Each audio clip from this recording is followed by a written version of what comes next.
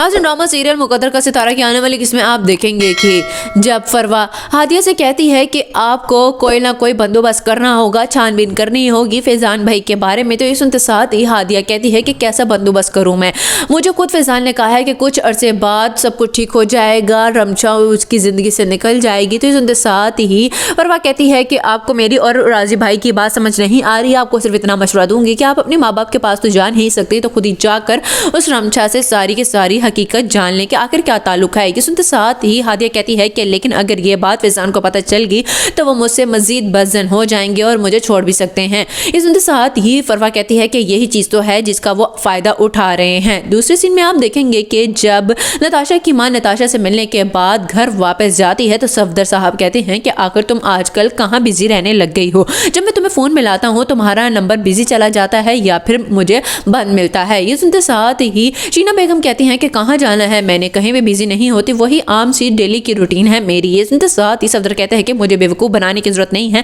मुझे पता है यकीनन तुम अपनी उस बेटी नताशा से ही मिलने जा रही होगी। ये सुनते साथ ही शीना कहती है कि नहीं मिलने जा रही मैं, आपको किसने कह दिया है। ये सुनते साथ ही सफदर कहता है क्योंकि मुझे पता है कि तुम्हारे अकाउंट से काफ़ी ज़्यादा रकम आजकल निकल रही है और तुम कहीं और नहीं बल्कि नताशा पे ही खर्च कर रही होगी, मैं तुम्हें वार्न कर रहा हूँ। लास्ट में आप देखेंगे कि जब राजी को पता चलता है कि फैजान ने ऑफिस के अकाउंट्स में भी हेराफेरी की है तो वो फैजान से कहता है कि फैजान ये सब कुछ क्या है, आखिर तुम क्यों ये सब कुछ कर रहे हो, इसमें तुम्हारा अपना ही नुकसान है। ये सुनते साथ ही फैजान कहता है कि मुझे ज़्यादा बताने की जरूरत नहीं है कि मेरा नुकसान किस में है और फ़ायदा किस में है, तुम ज़रा अपने काम से काम ही रखा करो, और मैं देख रहा हूँ कि तुम कुछ ज़्यादा ही आजकल हादिया के भी करीब होने की कोशिश कर रहे हो। ये सुनते साथ ही राजी कहता है कि वो उस घर की इज्जत है और तुम्हारी बीवी है, इसलिए ही मैं अगर थोड़ी सी बात कर लेता हूँ या वो अपने मसाइल मुझसे शेयर कर लेती है तो इसमें क्या हर्ज है। ये सुनते साथ ही फैजान कहता है कि अच्छा,